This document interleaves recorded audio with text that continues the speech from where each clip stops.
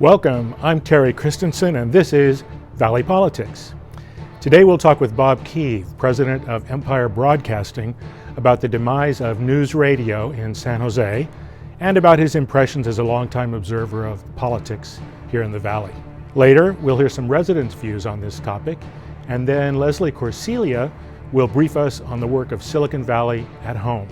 We'll close our show with a special addendum to our interview with longtime county supervisor and transit advocate, Rod Diridon. All this next on Valley Politics.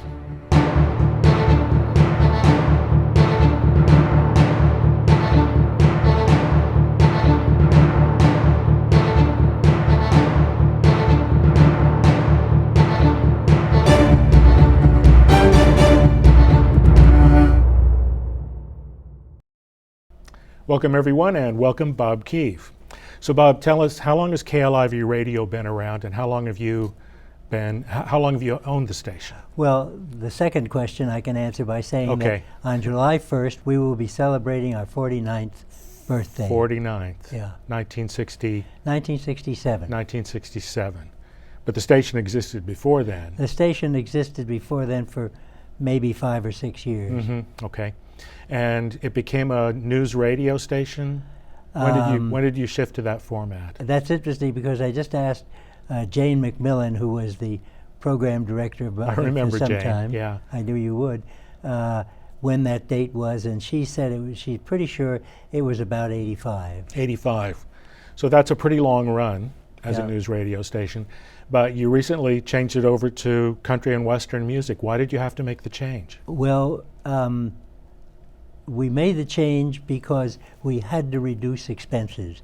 We were not getting enough income, so something had to be done. Mm-hmm. And what had to be done was to reduce expenses, and the way of doing that was, unfortunately, to let go the people who were in the newsroom and sail along without that. The country station, which incidentally is a limited country station in that it plays music only in the from the 80s and 90s, as distinguished from our other station, the good country, KRTY. Well, I wouldn't say that, but which is current. Yeah. And it's automated, chiefly automated. Whereas news radio takes a lot of staffing. Oh boy. Yes. Yeah. So you couldn't make expenses. You couldn't get the advertising you needed to sustain the station? That's absolutely right. We just couldn't get the advertising we needed. Where are they going? Where are advertisers going if they're not on the radio? You might anticipate that the answer to that would be that they're going to the internet. Yeah. And to some extent that's true.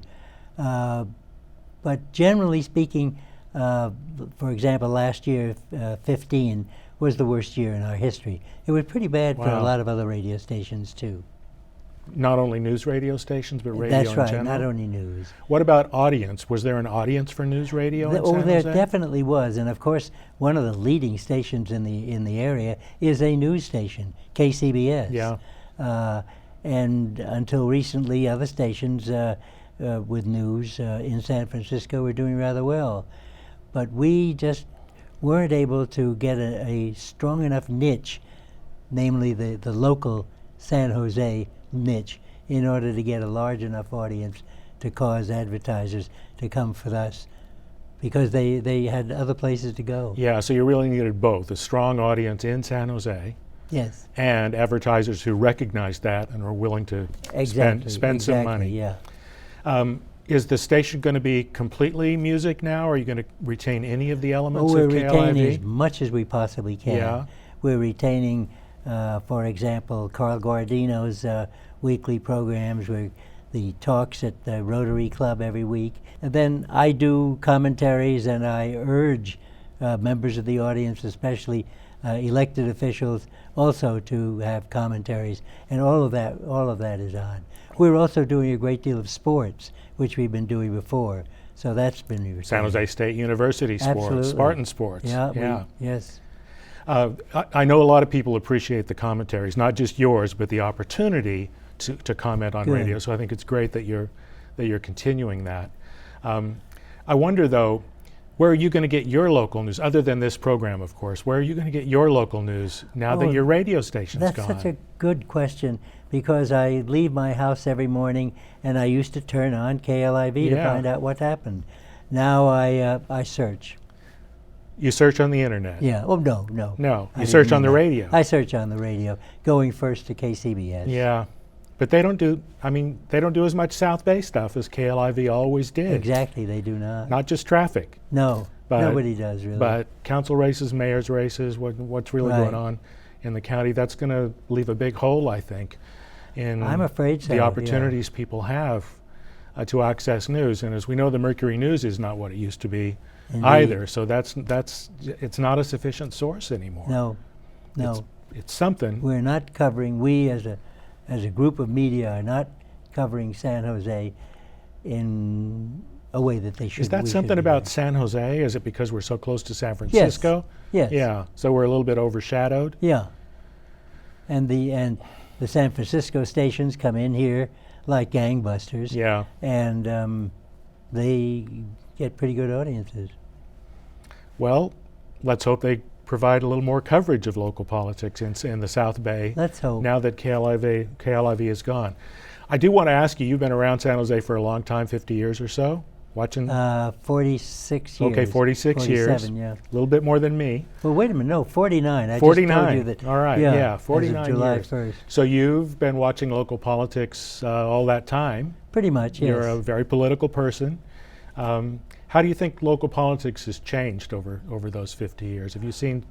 Yeah, it changed in one dramatic way, and that is there was a time when labor and, if you will, management, if you will, or at least the Chamber of Commerce, Chamber of Commerce, got yeah. along very well. And on our compact and on the committee that Political makes Action Committee. Political yeah. Action Committee, we had two leaders of separate unions. Bob at that Duffy time. from the Plumbers. Exactly, and John Neese. John Neese, Building Trades. And you know, we hardly ever argued about whether this candidate was too much in favor of labor or that one too much in favor.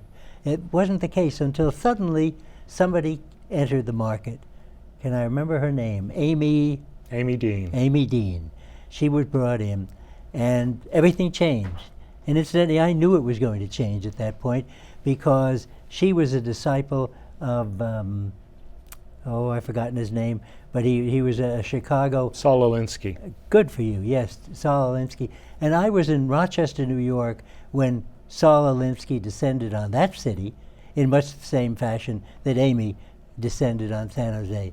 And from that point on, there's been conflict between the two. Well, you know, it wasn't just Amy.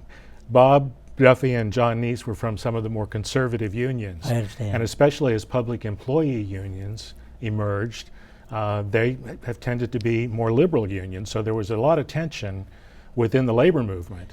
Yes, and they finally won out. And Amy's arrival kind of determined where it was going to go. Or would it be right in saying that because of their the fact that they were beginning to dominate, that they were able to bring Amy in? Well, yeah, I think so. But you know, the chamber changed over this time too. I think when Pat Dando became CEO of the chamber, Yeah. and we started one of the changes I've noticed in local politics is how much nastier political campaigns have become. The negative mailings that the chamber and labor both do. You've been on the chamber Political Action Committee for a long time. Long time. This negative stuff doesn't seem like your style. What do Well, you? thank you. I really don't. I haven't really had an opportunity to participate in the creation of those ads, but I've got to say something, and that is that the very first time that there was an expression of horror on the part of labor was because Pat Dando, in her fight against, I guess it was Gonzalez. No. It was Cindy. 2006, Cindy Yeah. Chavez versus Yeah. Chuck Reed, or Cindy Chavez when she ran for city council in '98. I wish I could be more specific about this. The one thing I can be specific about is that I remember that one morning I was awakened by a telephone call from a friend of mine who said, "What have you people done?" And I asked her what it was, and she said, "Well, you'd put out a terrible, terrible, nasty And really, Terry, it was not at all nasty. It was at that time a list of the votes of Cindy Chavez, whom I love incidentally. But Cindy was the butt of that. And the worst thing that they could do, and apparently it was worse than anybody in the labor movement thought was proper, was to tell us how Cindy had voted. That was all. There was nothing else about it that was bad. I think that was a demonstration of really extraordinary talent on the part of the people who were running labor at that time. They took something that was really mild but negative and built it up as if it had been something terrible, and it just exploded. There's also been some pretty mean stuff from the chamber, and Oh in yes, fairness, sometimes from I labor won't as well. argue with that. On a more Excuse me, could I say, but Yeah. more recently. Yeah. In other words, not that piece. Yeah. And that was the very first one. Yeah, but that's changed the tenor of local campaigns significantly. Not just the chamber, but the way campaigns are conducted now. Let's shift to a little more positive note. Which of San Jose's several mayors, you've observed them all, which one do you admire most? Who's number one on your list? Oh, golly, how many enemies am I going to make? Well, I think Tom McHenry. Tom McHenry was splendid. He did an awful lot for this city. Well, that's a An good awful lot. suggestion. We're going to get him on Where Are They Now, the other segment of the show that we do. We're running out of time. I just have to say before we close, thank you for KLIV News for all these years. It's been such an important thing for our community and to building community identity. We're really going to miss it. And I also want to congratulate you. When you had to let all those news reporters go, you gave them a year's salary. Yeah. And boy, that was a great way to ease them out and help them on their way to the next stage in their career. So Well, thank you for both of those Thank you, things. and let me say thank you to you for the part that you've been playing in KLIV. Whenever we wanted a knowledgeable comment about politics, we went to Terry Christensen. Well, it was always fun talking to your guys. Great crew. Thank you very much, Bob Kieve. Thank you very much, Terry. Now let's hear what some residents had to say when we asked them if radio is an important source of news for them. Then Leslye Corsiglia will tell us all about Silicon Valley at home.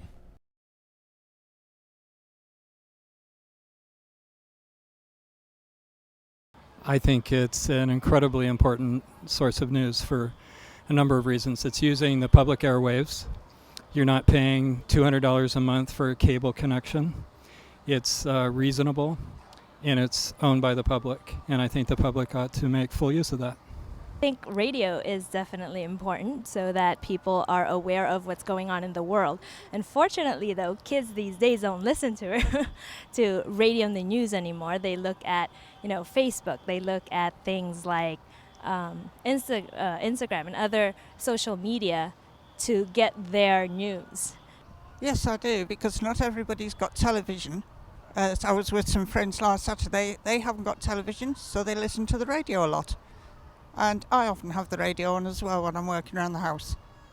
Well, yeah, I think any source of news is a good source of news, and radio is just one more access to news. And one of the nice things about radio is oftentimes the radio is interactive with the public. There's call-in radio shows where people can call in and talk to radio hosts and voice their opinions, and which I think is always good. It's nice to have that interaction, I think, between the public and the media. Yes, it is, because I'm a commuter and I like to watch the news, but obviously I don't have the time to watch the news before I come to work. So it's always nice to listen to the radio and get updated.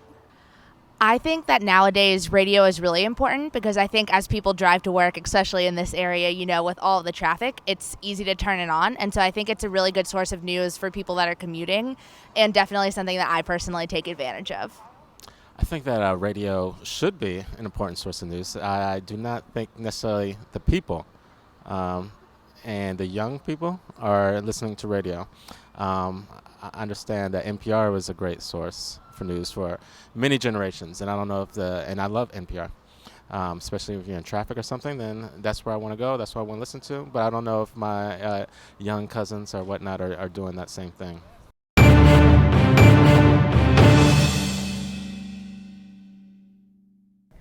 Hi, my name is Leslye Corsiglia, and I'm the Executive Director of Silicon Valley at Home, or SV at Home, a new startup nonprofit housing policy and advocacy organization. SV at Home opened its doors in the summer of 2015 when a group of community leaders, concerned about housing affordability and the lack of a coordinated regional response, united to work toward the vision of Silicon Valley as a community where all people have access to a safe, stable, and affordable home. Simply, SV at Home's goal is to make Santa Clara County affordable to all, from those who are living on our streets to those who are working for our leading employers but still are challenged to find housing in this high-priced housing market. So what is SV at Home doing? We are working to create awareness about the housing crisis. There are lots of misconceptions and myths about housing, and many residents are concerned about new development. Affordable housing and compact development can be an attractive asset. We need a new dialogue. We are working to create more resources to build more affordable homes. In recent years, state and federal funding for the development of affordable housing has been lost. These funds need to be replaced. We are also identifying land for housing by working with public agencies that own land, like the Valley Transportation Authority, and by working with cities to include land in planning areas for housing. We must find land for development. And we are promoting innovative ways to use land, including making it easier to build backyard cottages, or to build smaller units called micro-units, or by considering co-housing and shared housing models. We are new, and we know we have a lot of work to do. If you are interested in learning more about SV at Home or getting involved, I am Leslye Corsiglia, and I can be reached by email at leslie@svathome.org or by phone at 408-977-7712. Also, be sure to check out our website, like our Facebook page, and connect with us on Twitter. Thank you. Next on Where Are They Now, we have a special addendum to our interview with longtime County Supervisor Rod Diridon. As we ended our initial interview, the subject of high-speed rail came up. That's a hot topic for California and San Jose right now, so we decided we'd like to hear what Rod had to say about it, and we sought him out for a further conversation. Let's take a look.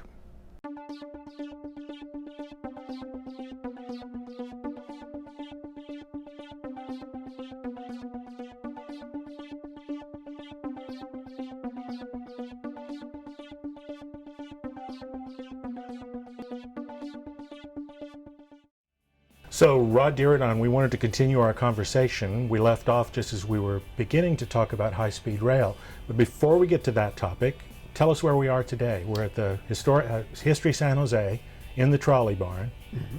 The trolley barn was built by the California Trolley and Railroad Corporation that raised about $3 million from the community to rebuild 9 historic trolley cars.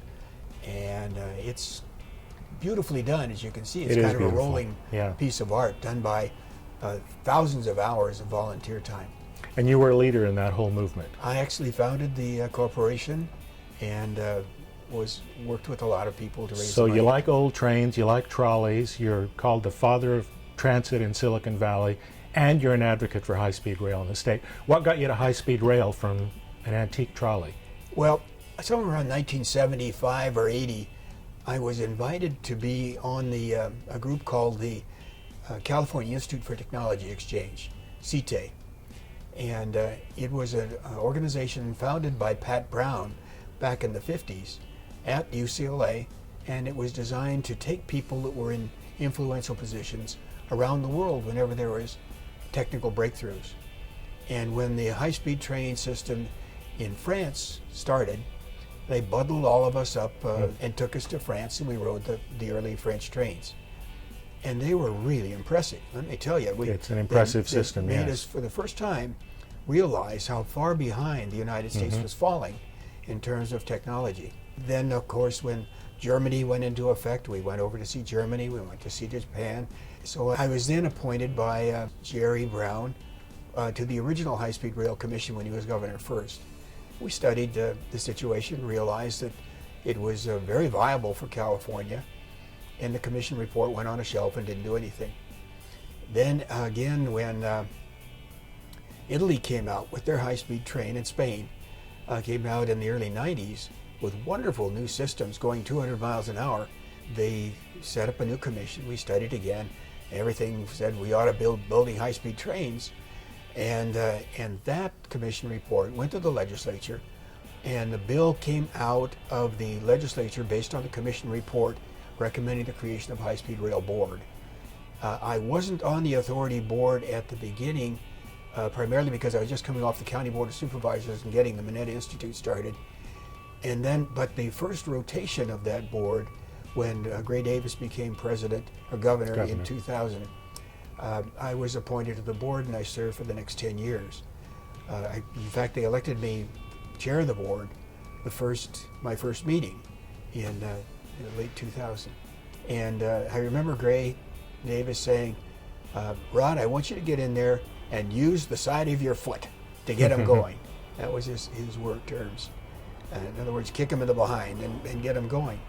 And so I went in as a kind of a dictatorial chair, and then he gave us a couple more good appointments, and we took off like a shot. We began to complete the required studies, and with these kinds of things, the whole thing is doing the required studies according to the federal law, National Environment Protected, NEPA. So we got those studies done, and by between 2000 and 2006, we qualified for the environmental clearance on a systems level. That meant choosing the right-of-way, station locations, and mode.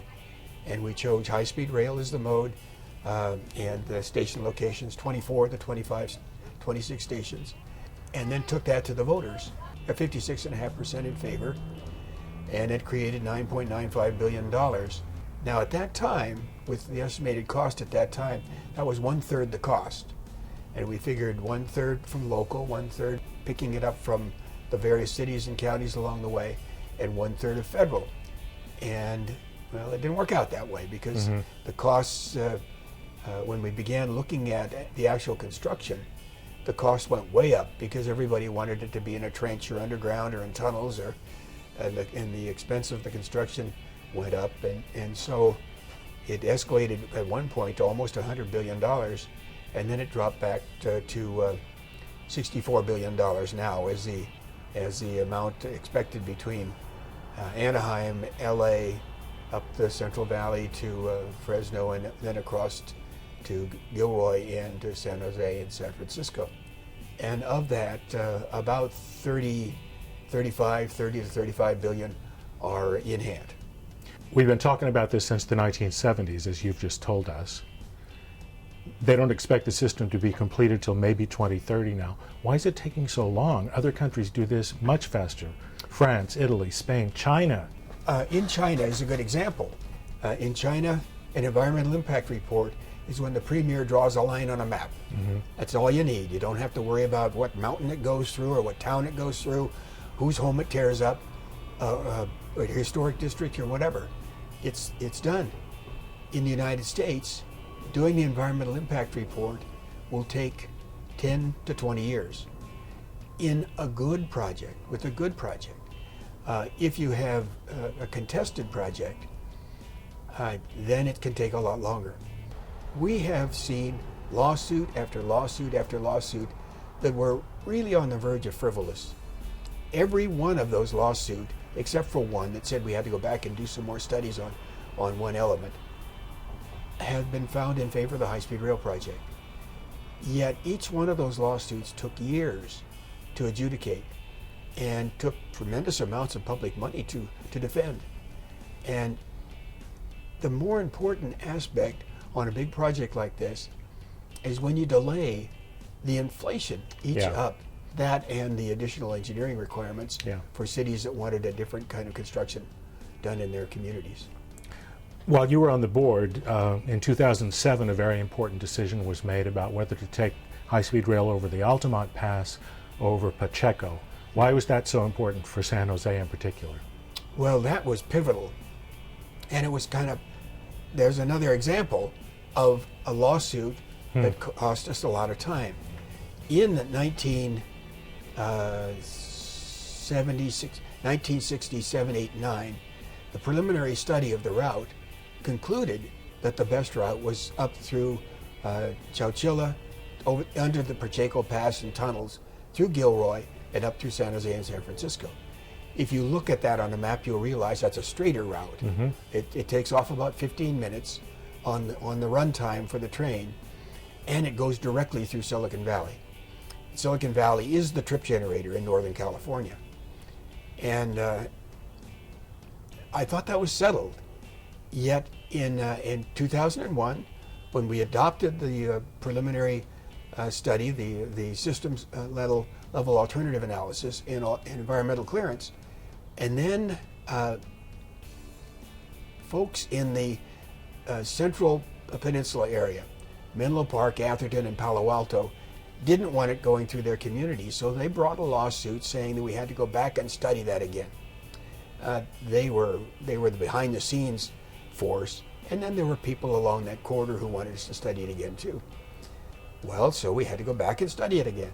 Well, that stops everything. When you have to restudy a route, then the old route, you couldn't engineer the old route because it wasn't approved anymore. So we went back and studied again, and the studies came out the same way because it's shorter through the Pacheco, and it disrupts fewer communities through the Pacheco. And it was then certified again to come through Pacheco, and I think that's done now, forever.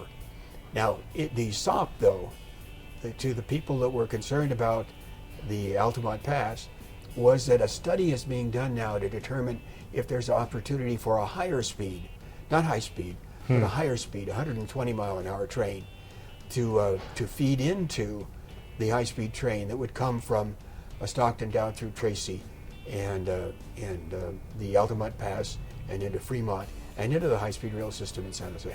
Because of all the controversies and all the delays, public opinion, according to the polls at least, seems to have turned against high-speed rail, and if it went back to the ballot, it probably would be rejected. What would you tell voters if that happens, if it goes to the ballot? Actually, Terry, I don't agree with your statistics. The polls that we've obtained, both the Mineta Institute and the High Speed Rail Authority, show that it's still supported by the majority of the voters in the state of California. And it's actually, it went through a low spot, and it's coming up again now. As people see high-speed rail around the world doing very well, and as they become more and more concerned about climate change.